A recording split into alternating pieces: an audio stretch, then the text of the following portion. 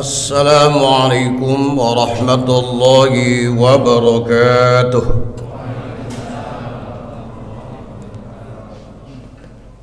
Allahu Akbar, Allahu Akbar, Allahu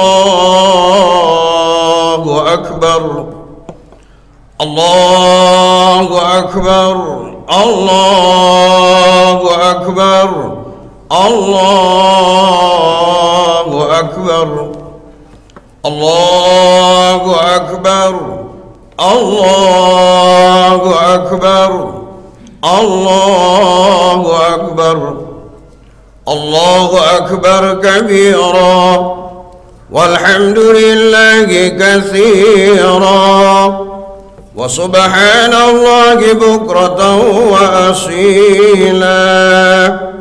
La ilaha illallah wallahu akbar, Allahu akbar walillahil hamd.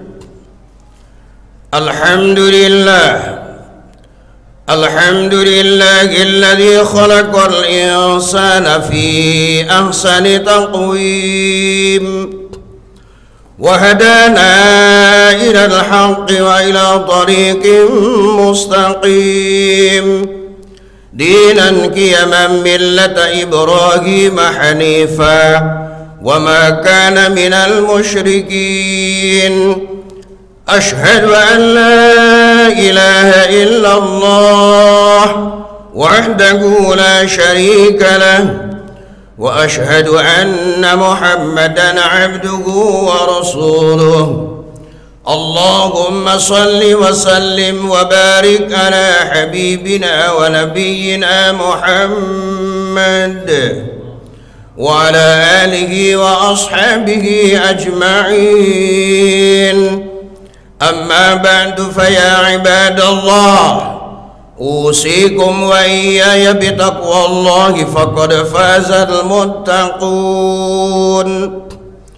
قال الله تعالى في كتابه الكريم أعوذ بالله من الشيطان الرجيم بسم الله الرحمن الرحيم إنا أردنا الأمانة على السماوات والأرض والجبال فأبين أن يحملنها وأشفقن منها وحملها الإنسان إنه كان ظلوما جهولا. صدق الله العظيم. Ma'asyiral muslimin wal muslimat wal mu'minin wal mu'minat jamaah salat Idul Fitri di Masjid Al-Hidayah yang semoga tetap berada dalam hidayah Allah Subhanahu wa taala. Puji syukur kita panjatkan kehadirat Allah yang atas kudrat dan iradatnya, rahmat dan karunia-Nya, hidayah dan taufik serta maunahnya, sampailah kita hari ini hari Kamis tanggal 1 Syawal 1442 Hijrah yang lazim disebut Idul Fitri. Semoga Allah Subhanahu wa ta'ala selalu memberikan keberkahan dalam kehidupan kita, selalu memberikan kesehatan kepada kita, dan selalu memberikan kemampuan untuk berjuang menegakkan kalimat Allah melalui pribadi-pribadi, bakat-bakat, profesi-profesi yang diberikan oleh Allah kepada kita. Salawat turun salam kita sampaikan kepada beliau Nabi kita Muhammad sallallahu alaihi wasallam. Semoga kita termasuk umatnya yang soleh, yang solehah, yang kelak di akhirat nanti akan mendapatkan syafaatul uzma dengan izin Allah Subhanahu wa ta'ala. Allahu akbar, Allahu akbar, Allahu akbar. Ma'asyiral muslimin wal muslimat wal mu'minin wal mu'minat rahimakumullah. Hari ini disebut dengan hari raya Idul Fitri. Id artinya kembali, fitri artinya ke alam yang fitrah, alam kebersihan, alam kesucian. Kenapa disebut dengan Idul Fitri? Karena kita telah melaksanakan perjuangan selama 1 bulan, yakni siam pada siang harinya dan qiyamul lail pada malam harinya. Nabi bersabda, man shoma ramadhana imanan wa ihtisaban ghufira lahu ma taqaddama min dzambi. Barang siapa yang melaksanakan ibadah puasa di bulan Ramadan, dasarnya adalah iman dan ikhlas mengharap ampunan dan ridha Allah, ghufira lahu ma taqaddama min dzambi, dosa-dosanya diampuni oleh Allah Subhanahu wa ta'ala. Sementara qiyamul lail, Rasulullah pun bersabda, man qama ramadhana imanan wa ihtisaban ghufira lahu ma taqaddama min dzambi. Barang siapa yang pada malam hari Ramadan berbangun untuk melaksanakan sholat malam, qiyamul lail yang lazim disebut dengan sholat tarawih, dasarnya iman dan penuh harap akan ampunan dan rahmat Allah, ghufira lahu ma taqaddama min dzambi, akan diampuni dosa-dosanya masa lalu. Kalau puasa kita diterima oleh Allah Subhanahu wa ta'ala, qiyamul Ramadan kita diterima oleh Allah sebagai amal yang mabrur, maka pada hari ini dosa-dosa kita telah diampuni oleh Allah Subhanahu wa ta'ala.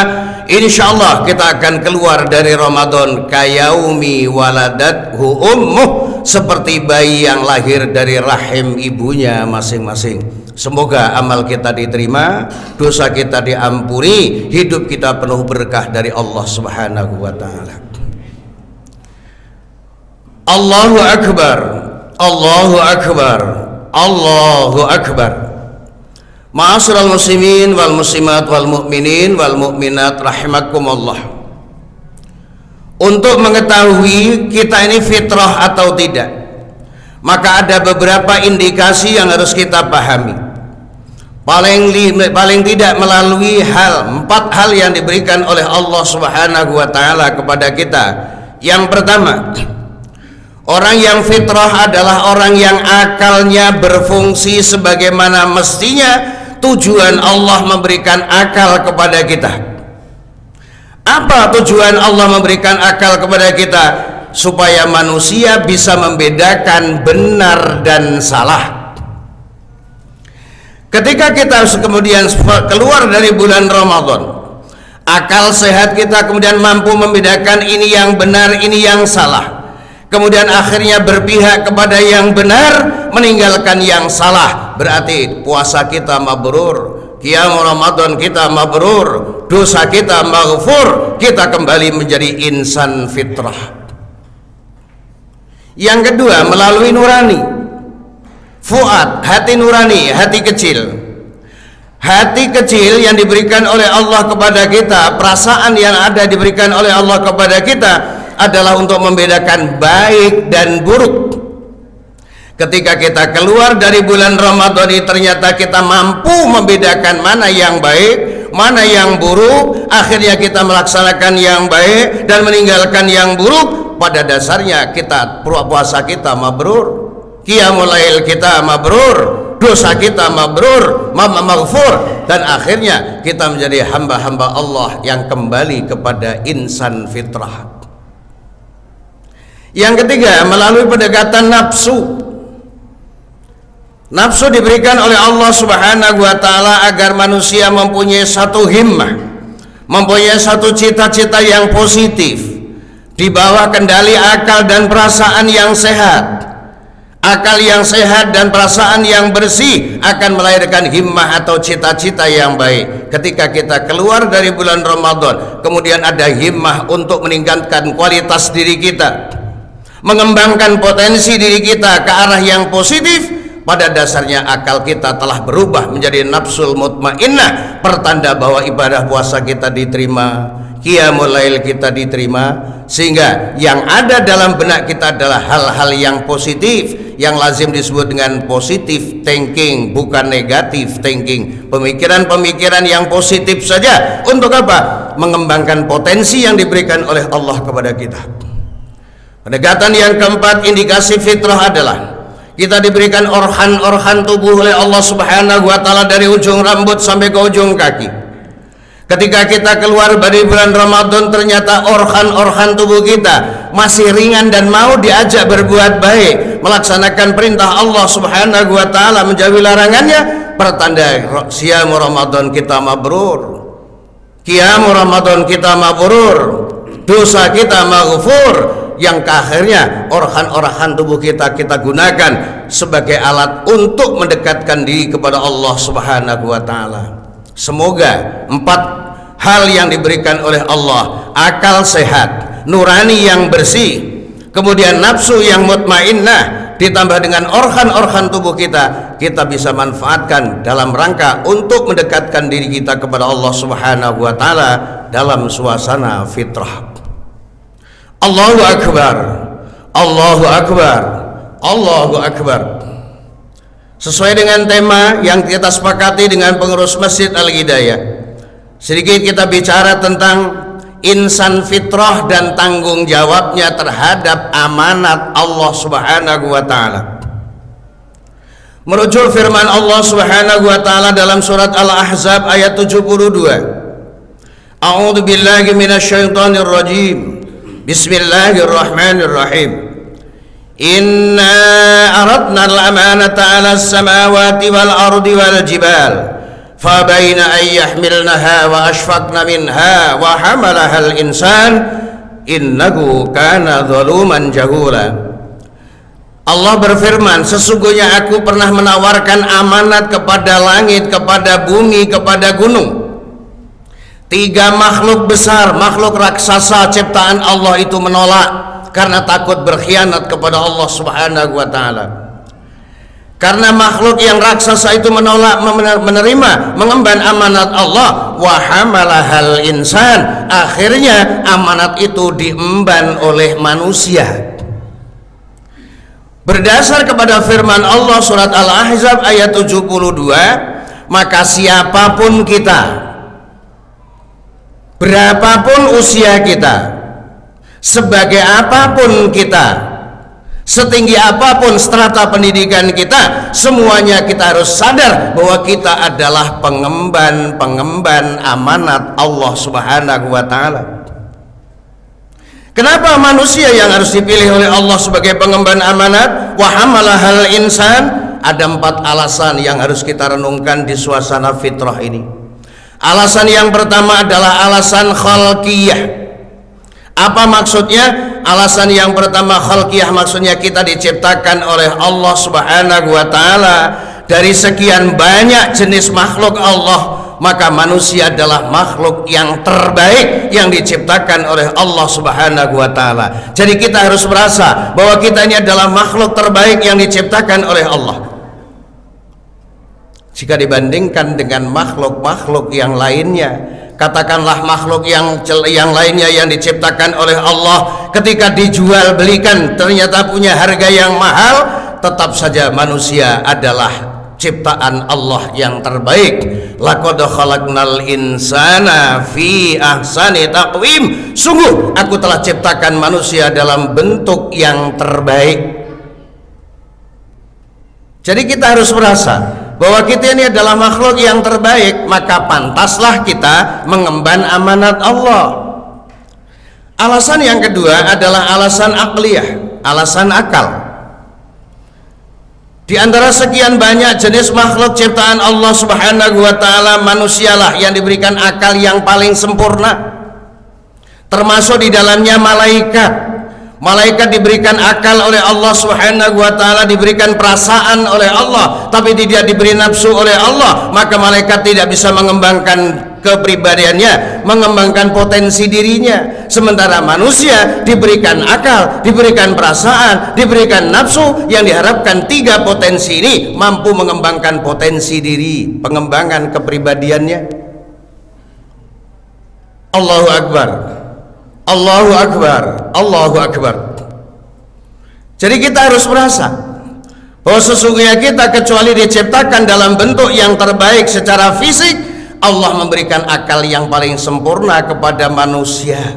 Diharapkan dengan akal yang sempurna itulah maka manusia akan menempatkan posisinya sebagai manusia. Bukan manusia yang kemudian tidak bisa membedakan benar dan salah, yang pada akhirnya terjerumus kepada kehidupan manusia, bentuknya manusia, tapi kemudian perilakunya bukan perilaku manusia. Imam Ghazali, semoga Allah meridhoinya, membagi 4 jiwa manusia. Yang pertama, manusia, bentuknya manusia, tapi dia berjiwa rububiyah, berjiwa ketuhanan. Karena apa? Karena dia memiliki sifat-sifat fi'liyah Allah Subhanahu wa taala. Allah adil, manusianya adil. Allah kasih sayang, maka manusia menebarkan kasih sayangnya.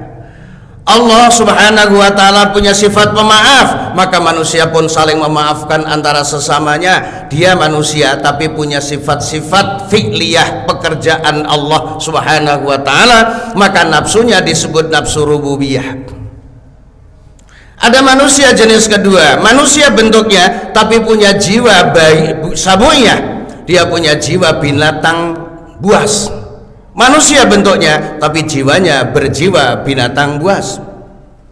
Pikirkan sendiri bagaimana perilaku daripada binatang buas itu. Yang ketiga, manusia bentuknya tapi punya jiwa bahimiyah, binatang ternak. Yang sering kita dengar, peribahasa kita jinak merpati. Dia hanya dekat kepada Allah ketika dia butuh kepada Allah. Begitu kebutuhannya tercukupi, dia lari dari Allah Subhanahu wa taala.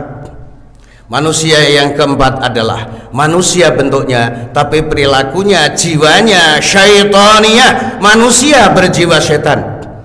Bagaimana perilaku setan? Ya'muruna bil fahsya'i wal munkari wa antakulu 'alallahi ma la ta'lamun. Manusia bentuknya tapi dia selalu melakukan, mengajak kepada hal yang fahisyah, perbuatan-perbuatan keji, perbuatan-perbuatan buruk, dan menyampaikan, mengucapkan apa yang dia sendiri nggak ngerti duduk persoalannya. Ini adalah biang keladi permusuhan dalam kehidupan manusia. Allahu Akbar, Allahu Akbar, Allahu Akbar, walillahil hamd. Alasan yang ketiga kenapa manusia dipilih oleh Allah sebagai pengemban amanat adalah alasan fitriyah, naluri manusia, di mana manusia diciptakan oleh Allah Subhanahu wa taala yang paling pas, punya jiwa, punya naluri, bisa melaksanakan syariat Islam sebagaimana mestinya dan yang paling sempurna. Katakan, kalau di dalam amanah yang harus kita emban nantinya, ini adalah termasuk ibadah kepada Allah. Ibadah itu diantaranya adalah sholat. Manusialah yang bisa takbiratul ihram dengan mengangkat tangan yang sempurna, menempatkan tangan kanannya di atas tangan kirinya yang sempurna, rukuk sempurna, i'tidal sempurna, sujud sempurna, duduk sempurna, adalah manusia. Ini adalah fitrah yang diberikan oleh Allah. Dan yang terakhir, alasan yang keempat adalah alasan ma'isyah, alasan sumber kehidupan. Allah ciptakan manusia dalam bentuk yang terbaik, diberikan akal yang paling sempurna, diberikan fitrah untuk bisa melaksanakan ajaran Islam, dan kemudian dia juga diberikan sumber kehidupan. Allah berfirman dalam surat Al-Baqarah ayat 29, Huwallazi khalaqalakum ma fil ardi jami'a. Dialah Allah yang telah menciptakan apa saja yang di muka bumi ini adalah untukmu wahai manusia. Dengan 4 alasan inilah maka kemudian manusia dipilih oleh Allah mengemban amanat. Allahu akbar. Allahu akbar. Allahu akbar walillahil hamd. Apakah amanat yang harus kita emban? Juga ada 4. Yang pertama, manusia disebut orang yang amanah apabila dia hadir di muka bumi beriman kepada Allah Subhanahu wa taala dan serangkaian rukun iman. Iman kalau Allah itu ada, Allah itu wujud. Iman kalau Allah Subhanahu wa taala punya utusan yang namanya malaikat mengcover kita. Saat ini kita duduk di Masjid Al-Hidayah melaksanakan sholat Idul Fitri. Di kiri kanan kita dipantau oleh malaikat Allah. Iman kepada kebenaran Al-Quran, iman kepada Rasulullah Shallallahu Alaihi Wasallam dan dijadikan uswatun hasanah, yakin bahwa akan ada hidup sesudah mati, tapi semuanya berdasarkan ukuran Allah. Itulah yang disebut dengan qada dan qadar. Ini amanah yang harus kita emban. Amanah yang kedua yang harus kita emban adalah beribadah kepada Allah dalam jalur hablum minallah dan hablum minan nas. Jalur hablum minallah yang disebut dengan ibadah, jalur hablum minan nas disebut dengan ibadah sosial. Baik ibadah hablum minallah, hablum minan nas adalah amanat yang harus kita emban sebagai hamba Allah Subhanahu wa taala. Kita sering mendengar firman Allah yang selalu dikumandangkan, "Dzuribat 'alaihimudz dzillatu ainama thuqifu illa bihablin minallah wa hablin minan nas." Akan ditimpa kehinaan manusia di mana saja, bersama siapa saja, menjadi apa saja jabatannya, kecuali orang yang harmonis hubungannya dengan Allah dan juga harmonis dengan sesama manusia. Harmonis kepada Allah tapi tidak harmonis kepada sesama manusia akan tetap ditimpa kehinaan. Harmonis kepada sesama manusia, nggak harmonis kepada Allah Subhanahu wa taala, tetap saja menurut Allah akan diberikan kehinaan kepadanya dunia dan akhirat. Oleh sebab itu, lewat Idul Fitri tahun ini, marilah kita berniat untuk mengharmoniskan hablum minallah dan hablum minan nas. Kenapa? Ini adalah amanat yang harus diemban oleh setiap manusia. Ma'asyiral muslimin wal muslimat rahimakumullah. Amanat yang harus kita emban yang ketiga setelah beriman kepada Allah dan rukun iman yang 6, kemudian beribadah kepada Allah dalam jalur hablum minallah hablum minan nas, maka amanat yang harus kita emban adalah kita harus sadar siapapun kita telah diangkat oleh Allah sebagai khalifatullah fil ard, sebagai pemimpin di muka bumi. Sadar atau tidak sadar kita diperintahkan oleh Allah, ditugaskan oleh Allah, wasta'marakum fil ard. Manusia diperintahkan untuk memakmurkan bumi Allah Subhanahu wa taala, mengelola bumi Allah Subhanahu wa taala. Semuanya bukan untuk Allah tapi untuk kepentingan masing-masing. Inilah yang harus kita laksanakan dengan baik. Sebagai seorang suami, punya istri, punya anak, dia diangkat oleh Allah, kullukum ra'in wa kullukum mas'ulun an ra'iyatih. Kalian semuanya adalah pemimpin dan akan ditanya tentang bagaimana hasil kepemimpinan kalian. Rasulullah bersabda, seorang ibu dalam rumah tangga adalah pemimpin untuk rumah tangganya, akan ditanya pertanggungjawaban di hadapan Allah. Dia jadi menjadi ibu yang rumah tangga yang jujur, yang solehah atau tidak. Sebagai seorang anak pun kemudian dia juga mengemban amanat Allah Subhanahu wa taala untuk menjadi anak yang berbakti kepada kedua orang tua. Ketika semuanya sudah dilaksanakan dengan baik, maka kemudian kita telah melaksanakan tugas kita sebagai khalifatullah fil ard. Allahu akbar walillahil hamd. Amanat yang harus kita emban yang terakhir adalah amar ma'ruf nahyil mungkar. Siapapun kita memang mengemban amanat Allah, yakni mengajak orang untuk berbuat baik dan kemudian menjauhkan dari hal-hal yang mungkar, mencegah dari perbuatan-perbuatan yang mungkar. Ini adalah amanat. Siapa sebenarnya audien yang paling dekat dengan kita? Selalu kita sampaikan, mungkin kita sudah sampaikan lewat mimbar ini. Audien terdekat dalam amar ma'ruf nahi mungkar adalah diri kita masing-masing. Merujuk kepada firman Allah surat At-Tahrim ayat 6, ya ayyuhalladzina amanu qu anfusakum wa ahlikum nara. Hai orang-orang yang beriman, peliharalah dirimu dan keluargamu dari api neraka. Audien kita untuk amar ma'ruf nahi munkar adalah diri kita, dan yang kedua adalah keluarga yang menjadi tanggung jawab kita. Seorang suami punya tanggung jawab terhadap istri, amar ma'ruf nahi munkar terhadap istri. Bapak atau ibu, seorang bapak, seorang ibu punya tugas amar ma'ruf terhadap anak-anaknya. Jika ini kemudian tidak dilaksanakan, kata Rasulullah, amar ma'ruf nahi munkar ini adalah seperti orang yang tetap beribadah dalam jalan Allah, melaksanakan hukum Allah, dan orang yang menerjang hukum Allah. Kemudian orang itu diumpamakan penumpang kapal yang melaksanakan hukum Allah tadi di dek yang atas, yang melanggar di dek yang bawah. Ketika yang di bawah ini kemudian butuh air, dia harus naik ke atas.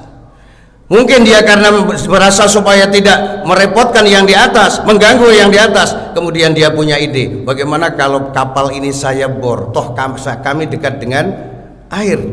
Ketika yang di atas yang baik-baik tadi kemudian melihat yang dilakukan yang di bawah, mengebor perahu atau kapal itu kemudian dibiarkan, siapa yang harus tenggelam? Apakah yang tenggelam yang di bawah saja atau yang di atas juga ikut tenggelam? Tentunya semuanya akan ikut tenggelam. Oleh sebab itu Allah berfirman, wattaqu fitnatan la tusibanna alladziina zalamu minkum khassah wa'lamu annallaha syadidul iqab. Takutlah akan suatu bencana yang tidak menimpa kepada orang yang zalim saja, tapi orang yang tidak zalim pun akan terkena imbasnya. Kenapa? Tidak mau amar ma'ruf nahi munkar. Masyaallah muslimin wal muslimat rahimakumullah. Mudah-mudahan kita semuanya menjadi orang-orang yang sadar bahwa kita adalah pengemban amanat Allah. Ketika kita tidak bisa mengemban amanat Allah, tidak beriman, tidak beribadah, tidak melaksanakan tugas kita sebagai khalifatullah fil ard, tidak melaksanakan amar ma'ruf nahi munkar, inilah yang dimaksud oleh Allah di penghujung surat Al-Ahzab 72, innahu kana zaluman jahula. Mereka yang tidak amanah itulah orang-orang yang zalim dan bodoh. Mudah-mudahan kita bukan termasuk orang yang zalim dan tidak termasuk orang yang bodoh. Barakallahu li wa lakum wa lisairil muslimin wa nafani wa iyyakum minal ayati wa dzikril hakim. Taqabbalallahu minna wa minkum tilawatahu innahu was-sami'ul alim wastaghfiruh innahu wal ghafurur rahim.